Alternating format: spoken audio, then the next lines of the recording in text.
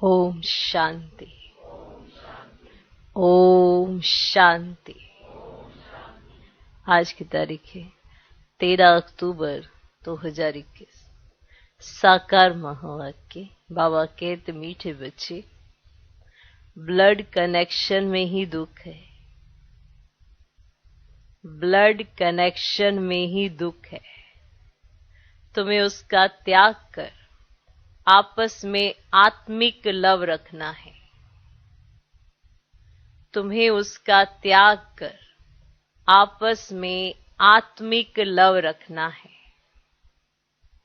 यही सुख और आनंद का आधार है।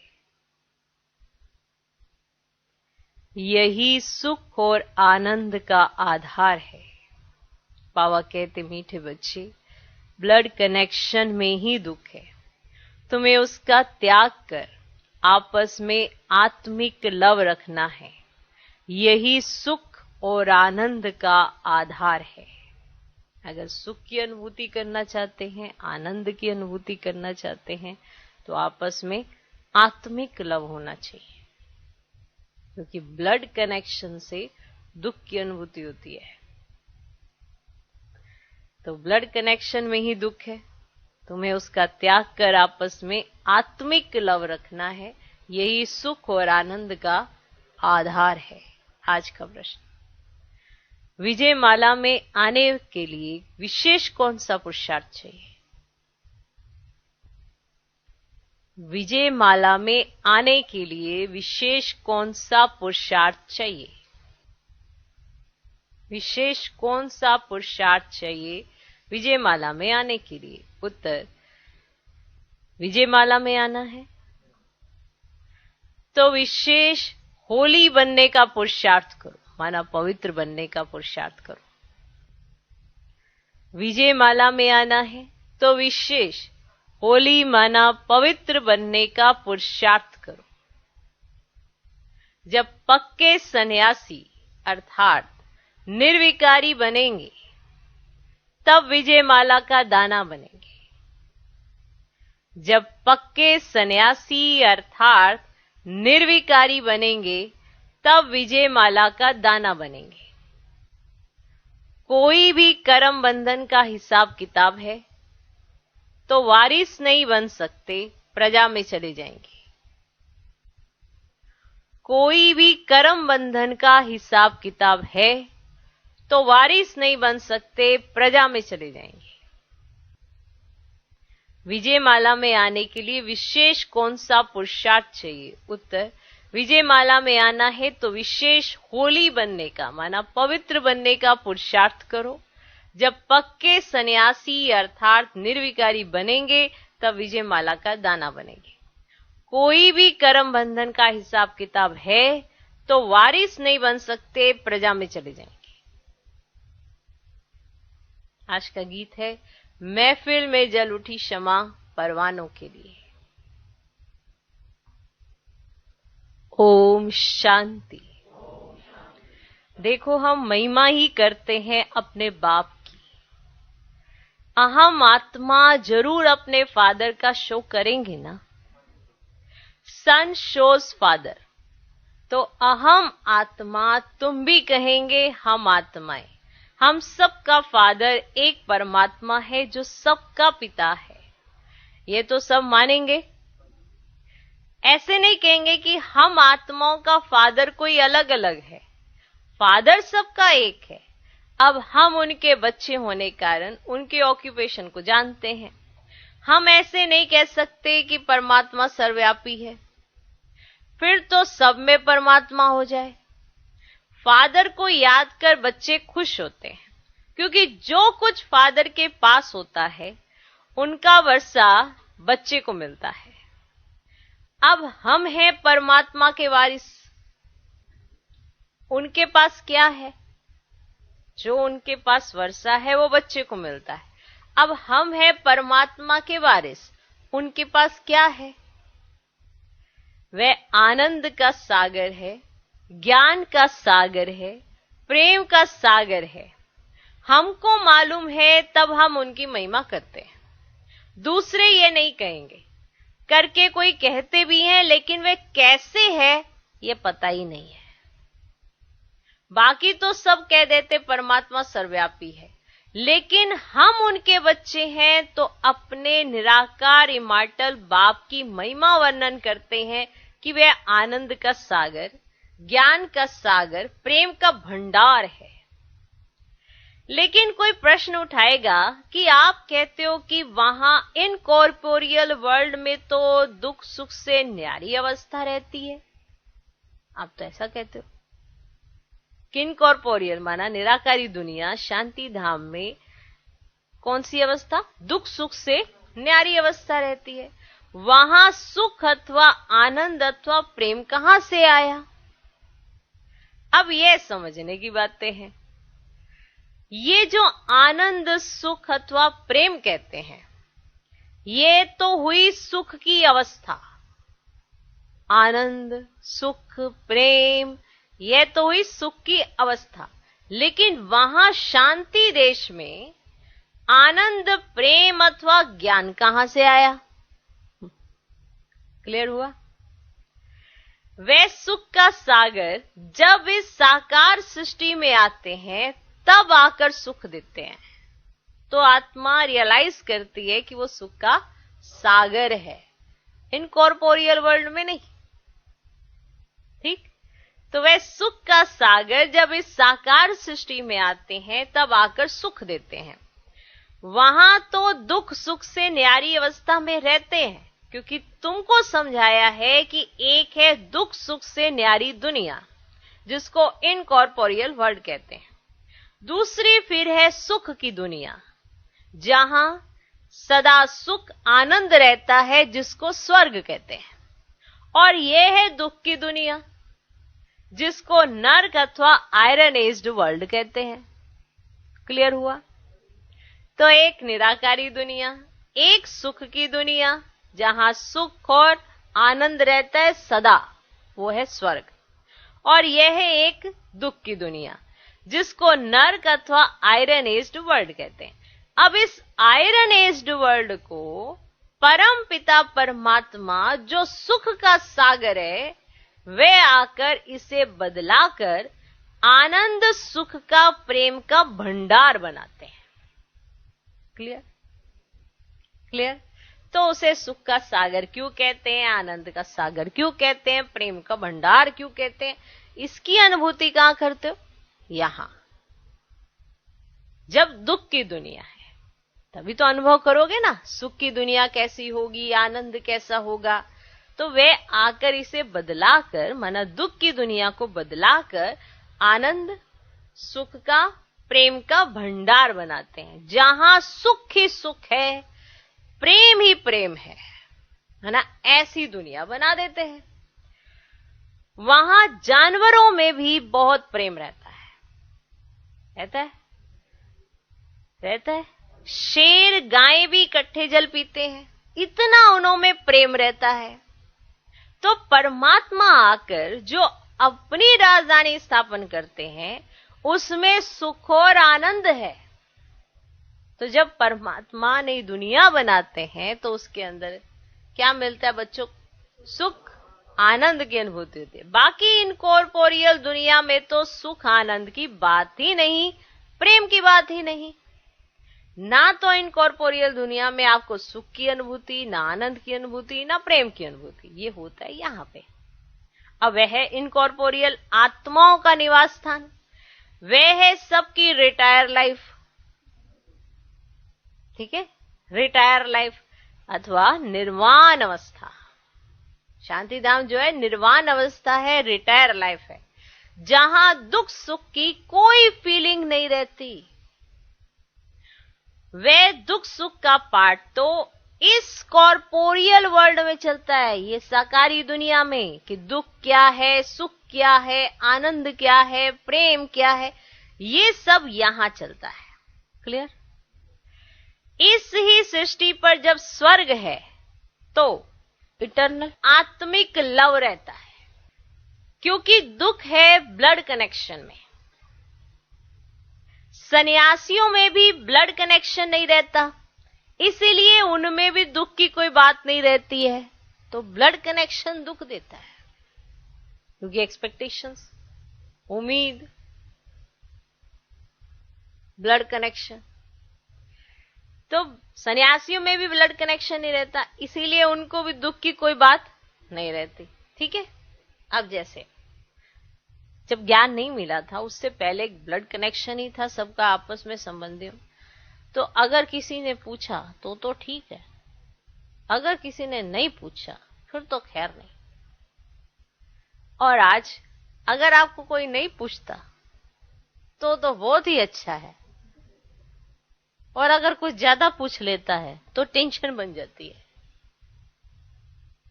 क्यों? चेंज हो गया ना।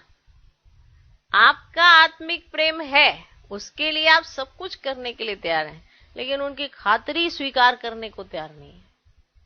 कमाल हो गया। इतना बड़ा चेंज आ गया आपके अंदर। अब आपको उनसे कोई उम्मीद नहीं, इसीलिए आपको उनकी अब हर बात ठीक लगती है, क्योंकि अब आपको वो कोऑपरेट नहीं कर रहे हैं, वो तो वैसे ही है जैसे हैं। आपने अपना नजरिया बदल लिया, क्योंकि बाबा ने आपको जो धारणाएं हैं उसके बेस पर न्यारा कर लिया, आत्मिक बल दिया आपको। और ये सब चीजें, ये जो फॉर्मेलिटीज वगैरह थी, ये जो आपको दुख की अनुभूति कराती थी, उससे न्यारा कर दिया। है ना, सबका अनुभव है। तो अब कोई आपको नहीं पूछता, आप कितना खुश होते हो कि अरे वाह, अच्छा है, बाबा ने ना उसकी बुद्धि फिरा दी, नहीं पूछा, तनी कहां खड़ा करा देता। चलो, तो अब ब्लड कनेक्शन से आप न्यारे हो गए, आत्मिक बल आ गया। अब आप सबको सुख देना चाहते हो। आपको ये नहीं है कि कौन आपको कितना सुख दे, उसमें एक्सपेक्टेशंस आपकी खत्म हो चुकी हैं। तो हो गया ना त्याग, और वो भी नेचुरल, कोई मेहनत लगी क्या? तो सन्यासियों में भी ब्लड कनेक्शन नहीं रहता, इसीलिए उनमें भी दुख की कोई बात नहीं रहती। वे तो कहते मैं सच्चित आनंद स्वरूप हूं, क्योंकि ब्लड कनेक्शन को त्याग देते हैं।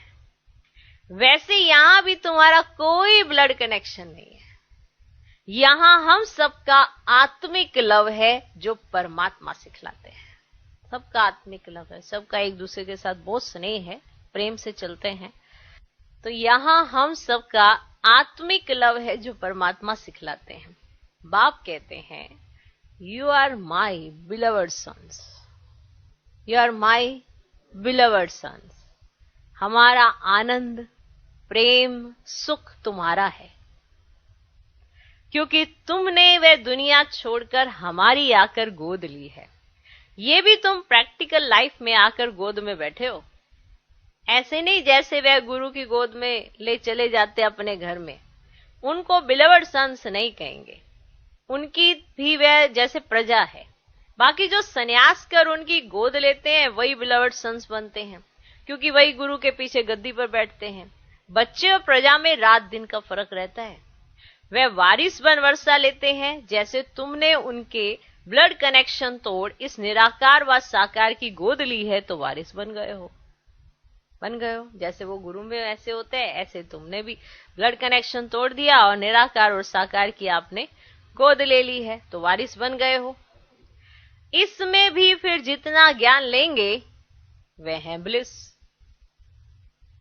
जितना लेंगे उतना ही तो मना ब्लिस अपने आप को फील करेंगे ना। एजुकेशन को ब्लिस कहा जाता है। तो जितना वे उठाएंगे उतना उस राजधानी में, प्रजा में सुख लेंगे। ये गॉडली एजुकेशन ब्लिस है ना, जिससे सुप्रीम पीस एंड हैप्पीनेस मिलती है। ये अटल अखंड सुख शांति में स्वराज्य है, गॉड की प्रॉपर्टी जो बच्चों को मिलती है। फिर जितना जितना जो ज्ञान उठाएंगे उतना बाप का वर्षा मिल जाएगा।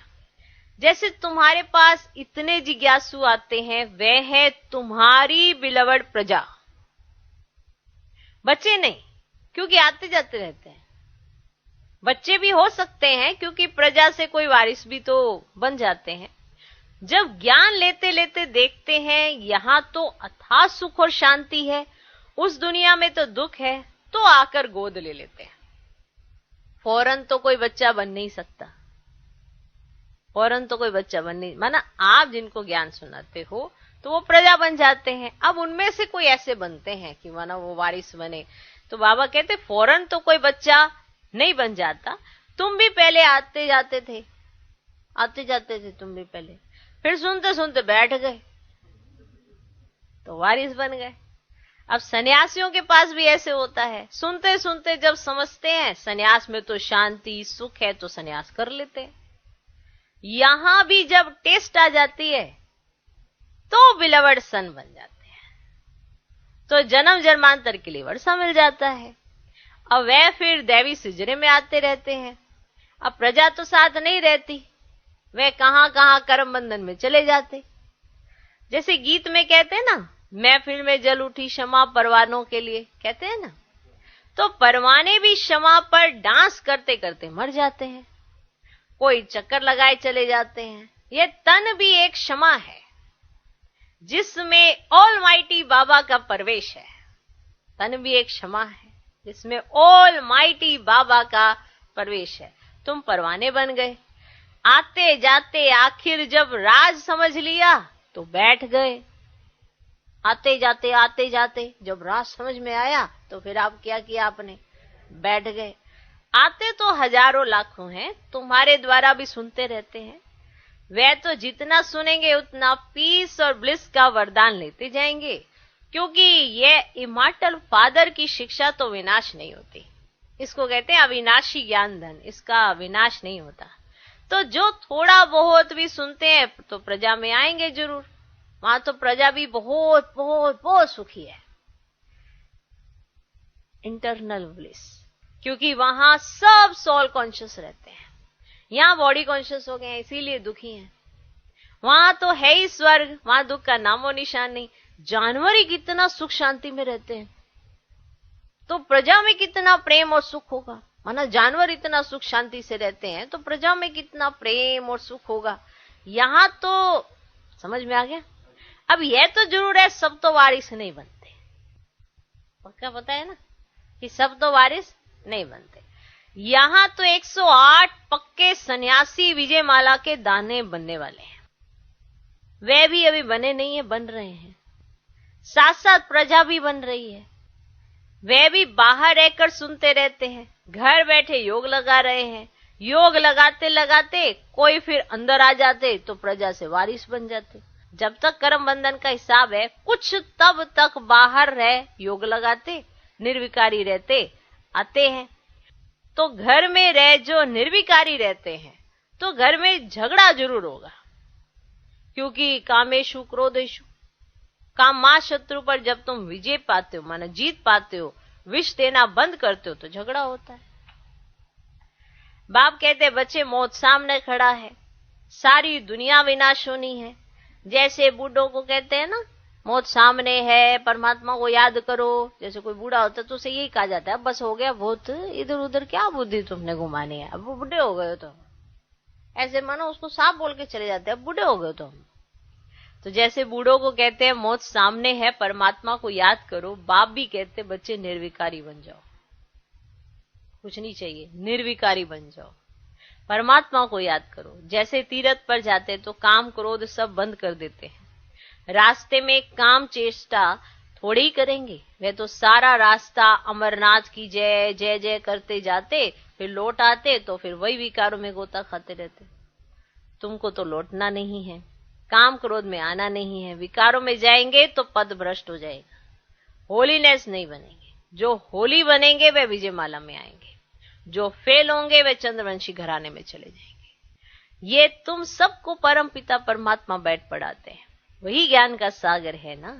वहां इनकॉर्पोरियल दुनिया में तो आत्माओं को बैठ ज्ञान नहीं सुनाएंगे, यहां आकर तुम्हें ज्ञान सुनाते हैं। कहते तुम हमारे बच्चे हो, क्या कहते हैं, तुम हमारे बच्चे हो। जैसे हम प्योर हैं वैसे तुम भी प्योर बनो, तो तुम सत्युग में सुख में प्रेम में राज्य करेंगे, जिसको बैकुंठ कहते हैं। अब ये दुनिया बदल रही है, क्योंकि आयरन एज से गोल्डन एज बन रही है, फिर गोल्डन एज से सिल्वर एज में बदलेंगे, सिल्वर एज से कॉपर एज, और फिर कॉपर एज से आयरन एज बदलते जाएंगे। ऐसे दुनिया बदलती रहती है। तो अब ये दुनिया बदल रही है, कौन बदला रहा है? गॉड हिमसेल्फ, जिसके तुम बिलवड बच्चे बने हो, वो बदलवा रहे हैं तुम्हारे लिए। प्रजा भी बन रही है लेकिन बच्चे बच्चे हैं, प्रजा प्रजा है। जो सन्यास करते वह वारिस बन जाते, उनको रॉयल घराने में अवश्य ले जाना है। लेकिन अगर ज्ञान इतना नहीं उठाया तो पद नहीं पाएंगे। जो पढ़ेगा वह नवाब बनेगा, जो आते जाते हैं वह फिर प्रजा में चले जाएंगे। फिर जितना होली बनेंगे उतना सुख मिलेगा। बिलवड तो वे भी बनते, लेकिन फुल बिलवड तब बनते हैं जब बच्चा बनते हैं। ठीक, तो जो आते जाते रहते हैं बिलवड तो वो भी होते हैं, लेकिन जो फुल एकदम जो वाह वाह कहे वही करते हैं ना, वो फिर बिलवड बच्चा बनते हैं। नहीं, जो थोड़ा सुनते हैं फिर बाहर भी देखते हैं, इधर भी आते जाते रहते, चलो ठीक है थोड़ा, तो वो फिर प्रजा में चले जाते हैं ना। अब फिर बच्चे तो फिर बच्चे ही होते हैं, समझा। सन्यासी भी बहुत प्रकार के होते हैं। एक होते हैं जो घर बार छोड़ देते हैं, दूसरे फिर ऐसे भी होते हैं जो ग्रस्त में रहते विकार में नहीं जाते हैं।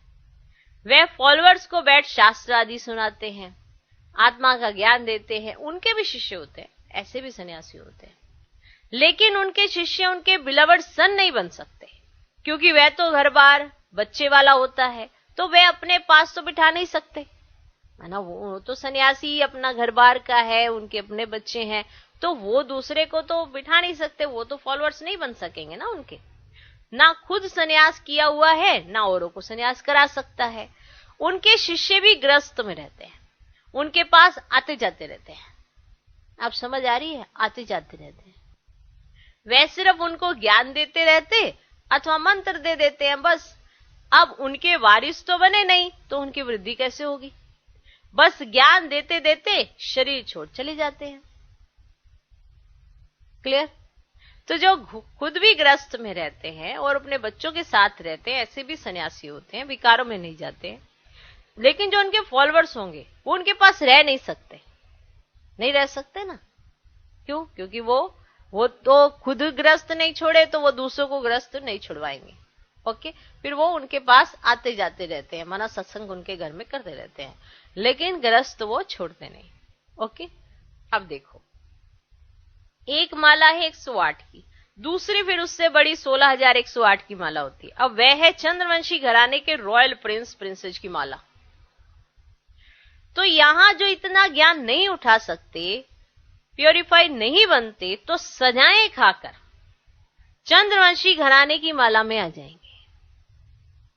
प्रिंस प्रिंसेस तो बहुत होते हैं, ये राज भी तुम अभी सुनते हो, जानते हो, वहां ये ज्ञान की बातें नहीं रहती। ये ज्ञान तो सिर्फ अब संगम पर मिलता है। जैसे देवी धर्म की स्थापना हो रही है तो सुनाया, जो पूरा कर्मेंद्रियों को नहीं जीतेंगे वे चंद्रवंशी घराने की माला में चले जाएंगे।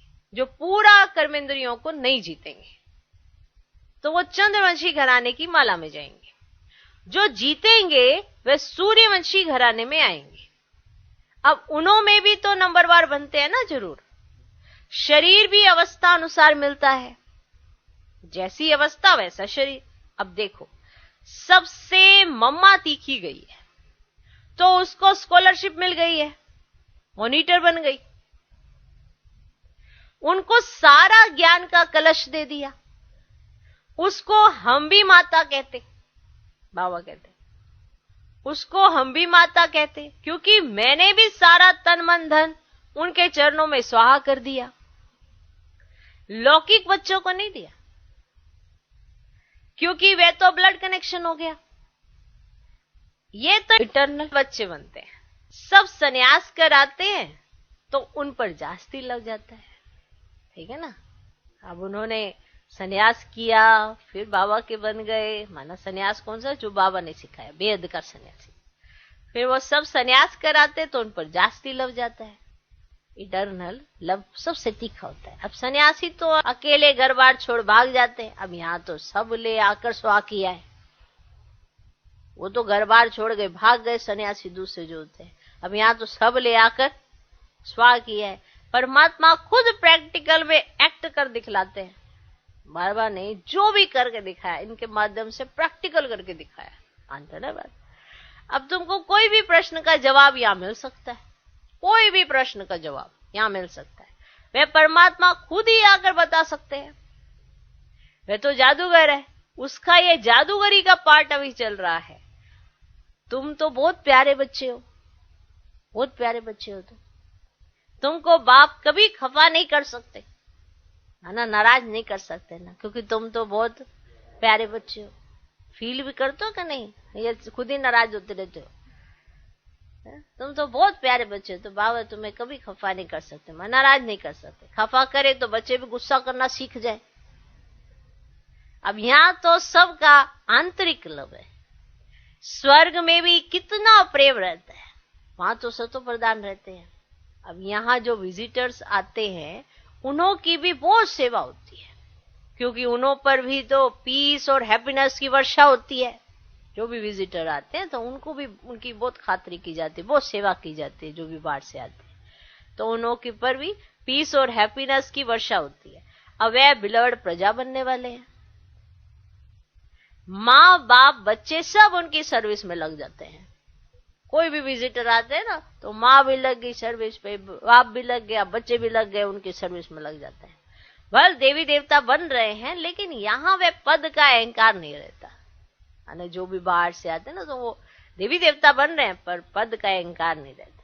सब ओबीडिएंट सर्वेंट बन सर्विस में हाजिर हो जाते हैं। गॉड भी ओबीडिएंट सर्वेंट बन अपने बिलवर्ड सन्स और प्रजा की सर्विस करते हैं। उनकी बच्चों के ऊपर ही ब्लिस रहती है।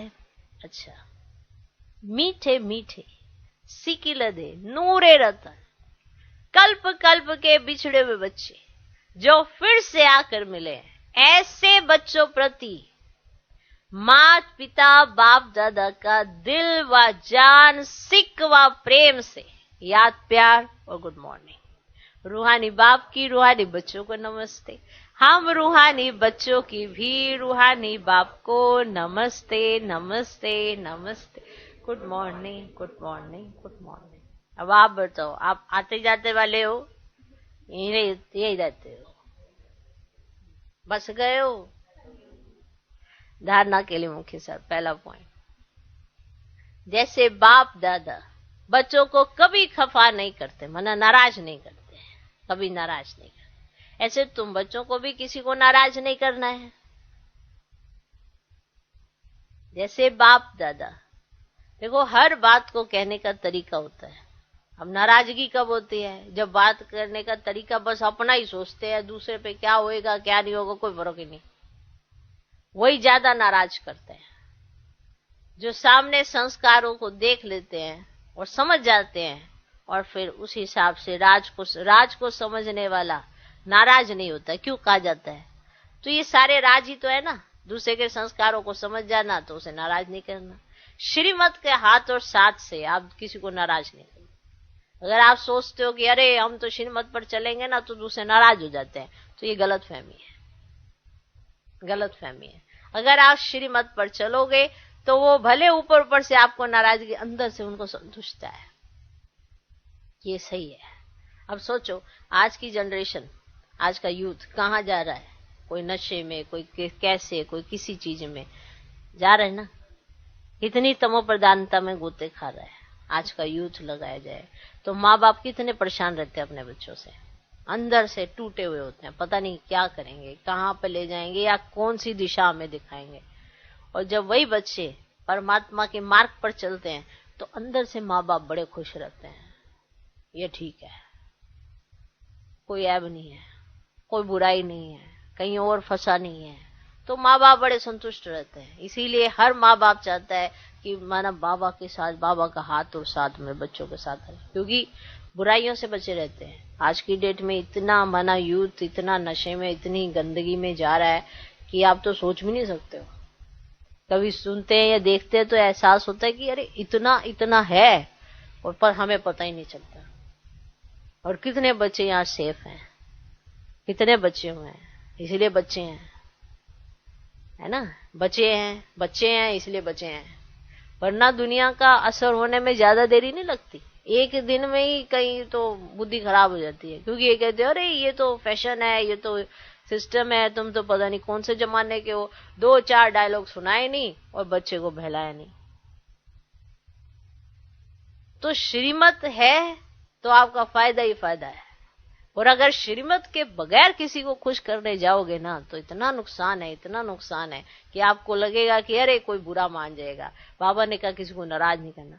श्रीमत के साथ कोई नाराज नहीं होता, अंदर से संतुष्ट रहता है वो। भले ऊपर ऊपर से कहेगा अरे तुम तो ये नहीं खाते वो नहीं खाते, पर उसको सारों सबका पता है कि ये देखो इन्होंने प्याज लहसुन छोड़ा है, यानी कि दुनिया के आप कितने छोड़ दिए होंगे। सिर्फ इसको छोड़ने की अगर इनके अंदर शक्ति आ गई है तो दुनिया की बुराई कितनी छोड़ चुके होंगे। जो ये चीज छोड़ सकता है तो वो बुराइयों में क्यों जाएगा। ऐसे थोड़ा ये छोड़ के बीड़ी सिगरेट पीने लग जाएगा कोई, ये छोड़े और बीड़ी सिगरेट पीने लग जाए, ऐसा नहीं सुनने को मिलेगा। अगर वो उन सब चीजों का सेवन करता है, नॉनवेज खाता है, तो उस चीजों को भी इजी समझ के लेके चला जाता है।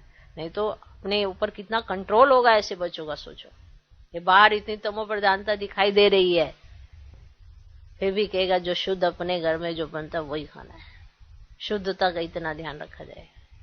तो अब आप सोचो, तो ये कोई सोचे कि अरे कोई नाराज ना हो जाए, इसीलिए मैं इन सब चीजों को, ऐसा बाबा ने भी कहा नाराज ना हो जाए। जो श्रीमत के आधार पर चलता है वो कभी किसी को नाराज नहीं करता, इसीलिए आपको सब समझ में आएगा, दूसरों को भी सब समझ में आता है। और फिर आप देखना आपके सामने तो वो आपकी वो करेंगे, आपकी पीठ पीछे कहेंगे बच्चे सही हैं हमारे, ये सब सही है, ये बिल्कुल ठीक कर रहे हैं।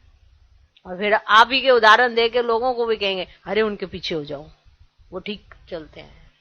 तो ये जनरली देखा गया है कि ऐसा होता है कि सबको पता है कि आप राइट मार्ग पे हो, आप सही चल रहे हो, फिर भी लोग वैसे करते रहते हैं। तो जैसे बाप दादा बच्चों को कभी खफा माना नाराज नहीं करते, ऐसे तुम बच्चों को भी किसी को नाराज नहीं करना है। आपस में आंतरिक माना आपस में आंतरिक लव से रहना है, कभी गुस्सा नहीं करना है। आंतरिक लव से रहो, कभी गुस्सा नहीं करो। गुस्से से क्या हो जाना है, बात सही हो जानी, सही तरह समझ आ जानी है किसी को।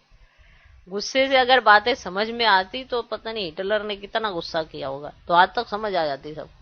ये इतने इतने लोग आए हैं जिन्होंने गुस्से को ही अपने उस पे हावी कर लिया, तो कौन सा सच स्थापित कर लिया या कौन सा सत्य मार्ग अपना लिया गया। गुस्सा कोई आधार नहीं है किसी भी बात को कहना। आपकी जो वैल्यू है, आपकी बातों की वैल्यू तभी बनती है जब आप अपनी वैल्यू सीखोगे और बाबा के कहे महावाक्यों की वैल्यू करोगे, तो आप किसी को भी कुछ कहोगे तो उसकी वैल्यू रखेगा वो। गुस्सा करने से वैल्यू नहीं जताई जाती, छोटी छोटी बातों पे गुस्सा आ जाता। वो बातें गुस्सा करने जैसी है ही नहीं, सिर्फ बात करने जैसी है, तो बात नहीं हो पाती है सिर्फ, तो इसलिए गुस्सा आ जाता है। बात तो करो।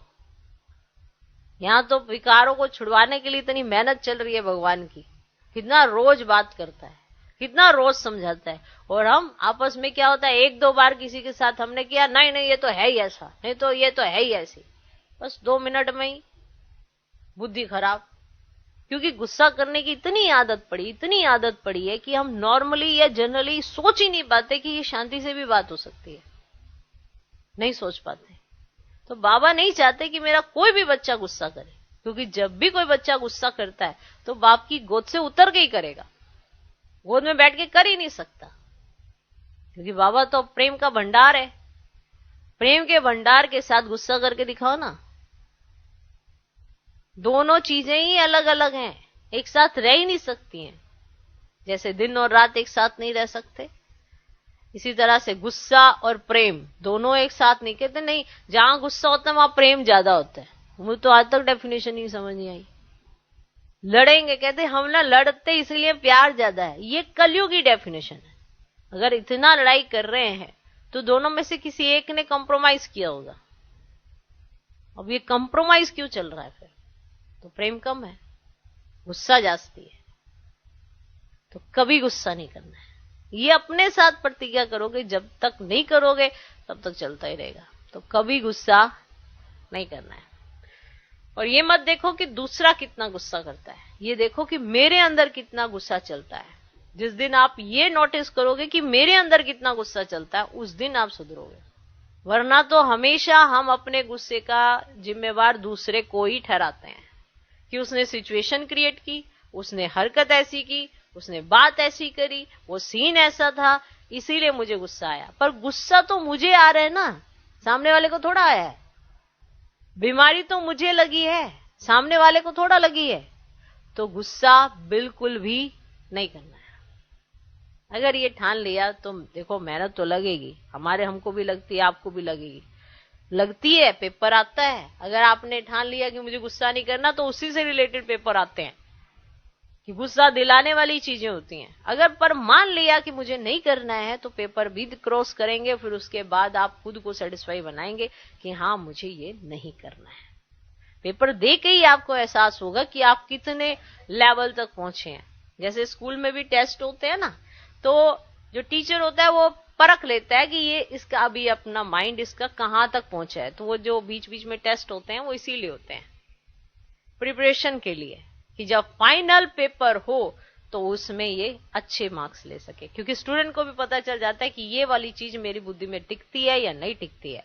तो इसी तरह से अगर आप ये प्रण करते हो कि मुझे गुस्सा नहीं करना है, तो मान लेना कि सिचुएशंस बहुत आएंगी और उसमें आपको चेक करना होगा कि मेरा गुस्सा किस पीक तक जाता है, कितना बढ़ता है, या जब बढ़ता है तो मेरी एक्टिविटी क्या हो जाती है।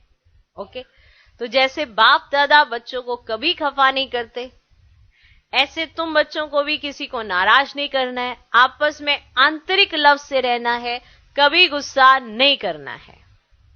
दूसरा पॉइंट, पीस और ब्लिस का वरदान लेने के लिए क्षमा पर पूरा फिदा होना है। पीस और ब्लिस का वरदान लेने के लिए क्षमा पर पूरा फिदा होना है। पढ़ाई से सुप्रीम पीस और हैप्पीनेस का गॉडली अधिकार लेना है। पढ़ाई से सुप्रीम पीस और हैप्पीनेस का गॉडली अधिकार लेना है। आज का वरदान, संगठन में सहयोग की शक्ति द्वारा विजयी बनने वाले सर्व के शुभ चिंतक भव। संगठन में सहयोग की शक्ति द्वारा विजयी बनने वाले सर्व के शुभ चिंतक भव।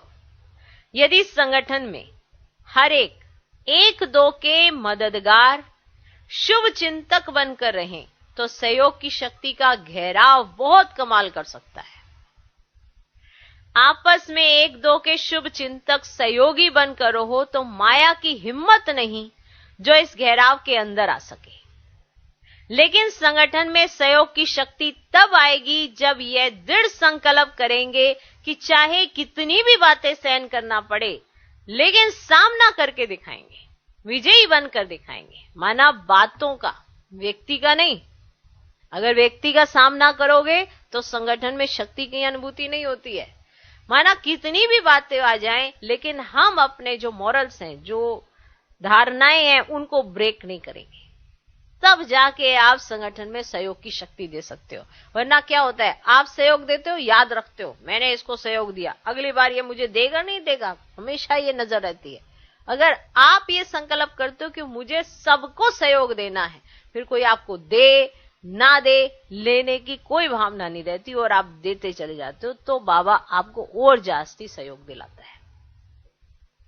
ठीक, फिर बाबा का कार्य हो जाता है आपको सहयोग दिलाने। अभी तो आप सहयोग दे के लेने वाली भावना रखते हो, तो जब सहयोग देकर लेने की भावना रखते हो तो सारा बैलेंस तो आप खुद ही बनाए जा रहे हो।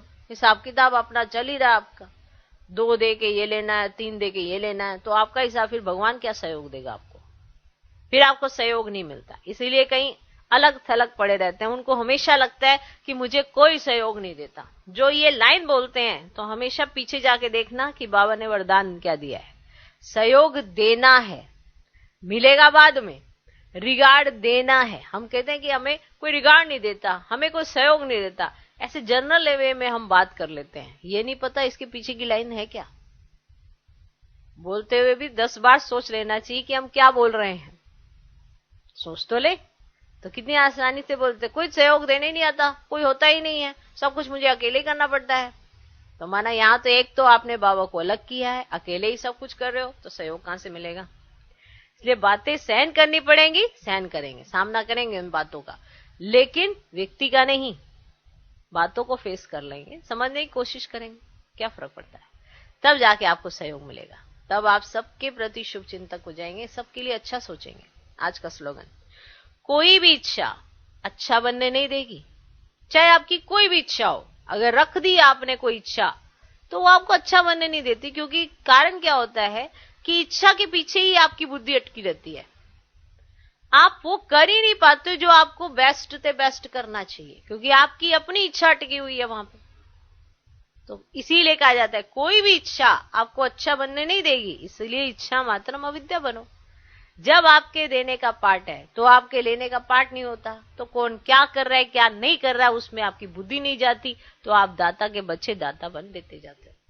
अगर आपने कोई इच्छा रख ली तो वो आपको अच्छा बनने नहीं देगी। इसका कारण है कि आपकी बुद्धि सिर्फ उस इच्छा के ऊपर इतना कंसंट्रेट कर रही है कि आपके अंदर की अच्छाइयां भी निकल जाती हैं कई बारी। अगर किसी ने आपकी इच्छा पूरी नहीं की, वो वाली जो आपने इच्छा बनाई है, तो फिर आपके अंदर की अच्छाई मर जाती है और बुराइयां जन्म लेने लग जाती हैं। इसीलिए इच्छा नहीं रखनी चाहिए, क्योंकि इच्छा आपको अच्छा बनने ही नहीं देती है। इसलिए इच्छा मात्रम अविद्या बन। ओम शांति।